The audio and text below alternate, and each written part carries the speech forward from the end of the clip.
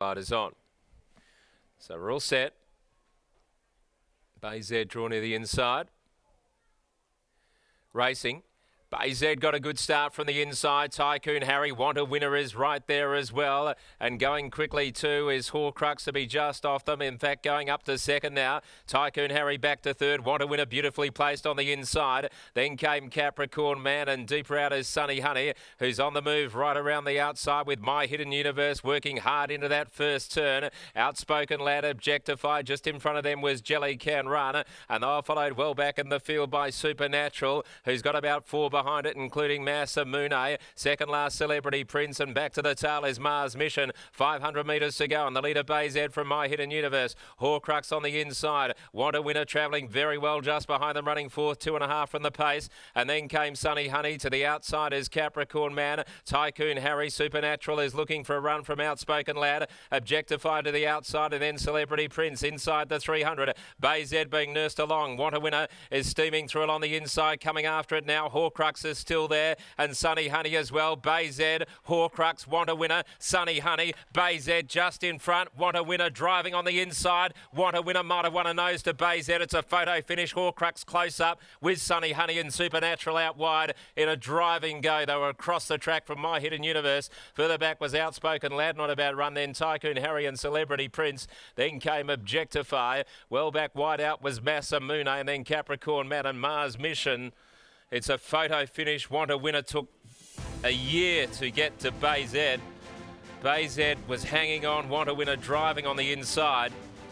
It was a head bobber, and it will be close. We still haven't got that final bob. Want a Winner, maybe a nose on the inside from Bay Z.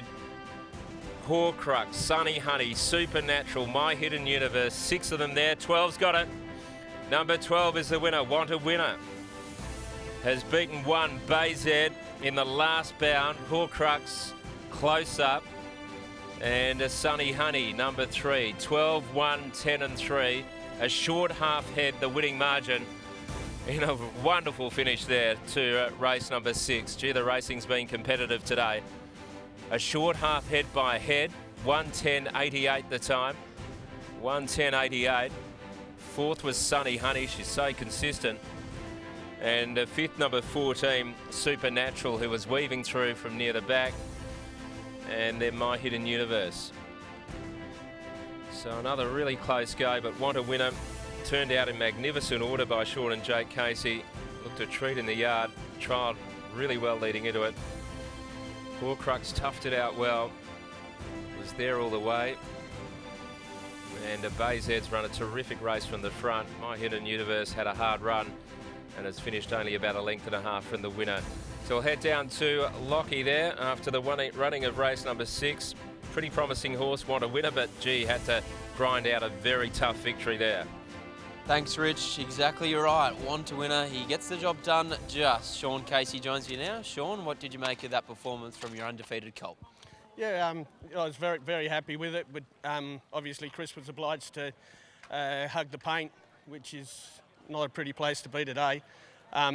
It's just he's won the horse's ability, and Chris's determined riding that got him over the line. So, yeah, it looks like we've got to look forward to.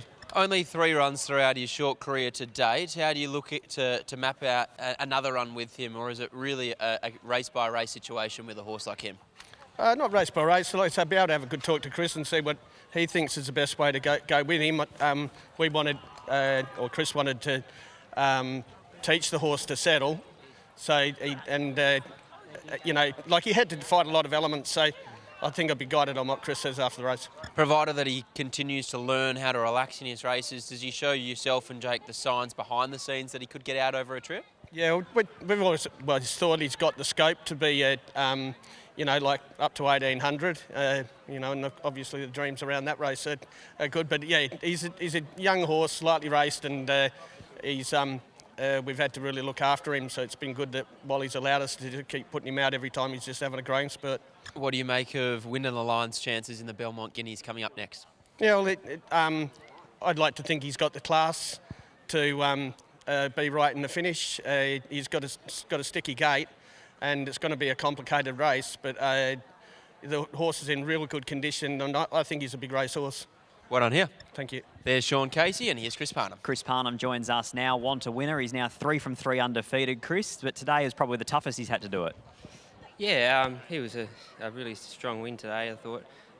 It's fast tempo, which gave him a chance to just settle that little bit. You know, he's done a good job. Every time we've asked the question of him, he's delivered. What sort of opinion did you have of the horse? He's pretty capable. I think he'll go through his classes easily enough, and where his ceiling is, I'm not sure, but I think he's got better wins in him than today's class, so hopefully onwards and upwards for him. From your perspective, what's a reasonable expectation for Redback Flyer in the Belmont Guineas? You know, if he runs top 4, I think that'll be a pass mark, but you know, like, I still think he's a good chance of winning. He's first up for a while, which will be a challenge, but he'll probably be better suited in the next 2 races. But he's a talented horse, so he's got a good chance. Congratulations, well done. Thank you.